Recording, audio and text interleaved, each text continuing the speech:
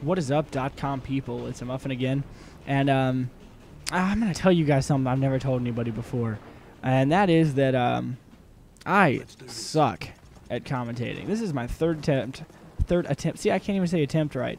Third attempt.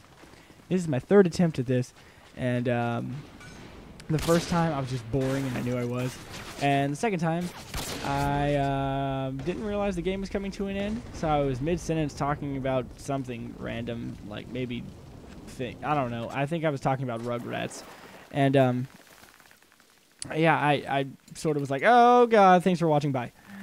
So I'm gonna try to make that not happen again, and I'm gonna try to not be boring. So this game, I'm playing the Bare Bones playlist. I'm not playing the objective one. I'm playing the TDM free-for-all one. And I am not sniping with Sleight of Hand Pro.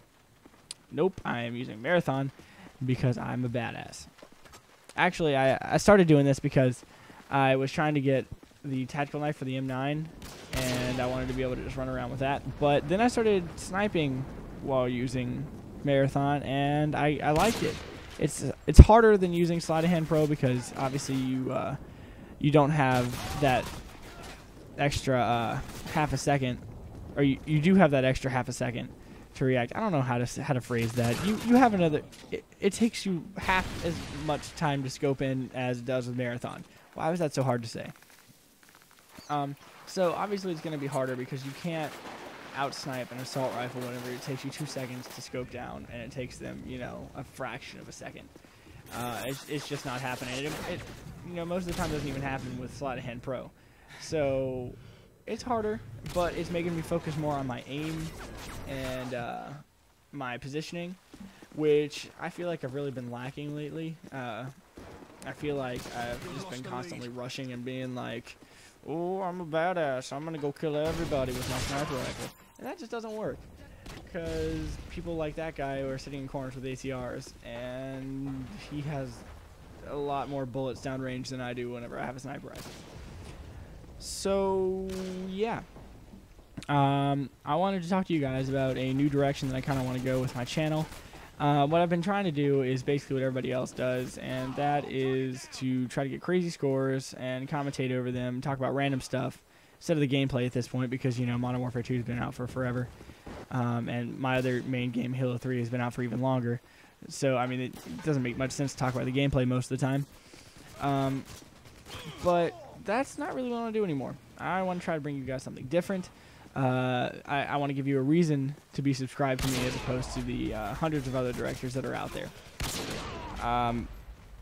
What I think that I want to do is take games where I may not necessarily do crazy, ridiculously well, but I have to fight for my good score.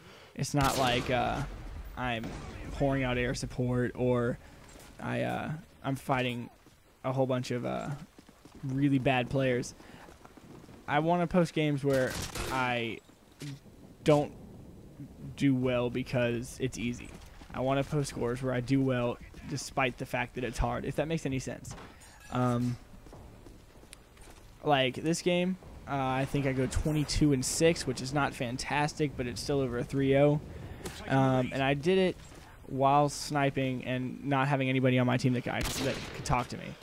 I also did it without Sleight of Hand Pro on a sniper rifle, which is fairly difficult whenever you get used to using Sleight of Hand Pro and relying on it. So games like that, games of like domination, where I may have to jump on flags more than I want to. I have to, you know, say screw the KD, I'm gonna fucking win this game. So games like that, I feel like I really want to bring you more so than the crazy scores with the ridiculous shots. I just feel like it might be a little bit more entertaining to watch, simply because I'm trying to be a little bit more tactful. It won't be like game battles tactful or anything, but it'll be interesting, hopefully. Interesting enough to hold your interest if you guys decide that you want crazy scores and not this tactical gameplay where I'm sort of just watching choke points most of the time. Then let me know and I'll switch back to it. But I have more fun whenever I'm trying to win, not go for commentaries because I realize I just get really frustrated whenever I'm trying to go for big scores and I don't get them. It just makes me really unhappy. It kind of makes me want to cry sometimes, not gonna lie. No, it's not gay to cry, okay? Manly men cry, especially over Call of Duty. Oh god. Commentaries without notes, guys. It's really difficult because I start talking about one thing, and then if I start talking about how I should cry over Call of Duty, it gets all confumbled in my mind. That's not even a word. See, I can't even speak coherently. Confumbled? I like it, though. Confumbled. What is that? Confused and fumbled? Confumbled. I like it. I'm going to use it. Anyways, this gameplay, I wasn't really listening to my teammates talk because they weren't really, unless they were talking about something stupid. Pretty sure somebody in this lobby was using racial slurs, which I do not approve of at all. So I just muted them all. I was looking at where my teammates were facing, where they were on the map, and then I was judging based on that where the other team would be coming from. And that's where I was looking most of the game. This guy played cat and mouse with a couple times, and I think it's really fun. And whenever you get in these situations where you have to chase someone around to get a kill, because it's not the normal point and shoot that you do for most of your kills. So yeah, it's fun. I'm gonna talk about random stuff now because I'm having a hard time talking about the gameplay because what else to talk about. So I have a Rugrats mouse pad now, and it makes me happy because it has Tommy on the front in his little diaper and stuff, and he's got that huge smile. Then it's got Reptar on the TV breaking buildings. And why is it the Reptar always looks so happy to be breaking buildings? It's not your building, Reptar. You can't break that. You can't break that building, Reptar. No. Bad Reptar. Oh, God. And then Chucky. I don't know how many of you guys actually watched Rugrats. I don't know if that was before or after some of your time. I don't know who all is going to watch the video, but Chucky, man, I always felt bad for Chucky. He was just always so scared of everything, and his friends always made him do things that he didn't want to do. Peer pressure is what I think the Rugrats was mostly about, whenever you get right down to it. Wow, I never thought of it that way. God, Rugrats shows babies peer pressuring other babies into doing things that they don't want to do. This is not a good TV show.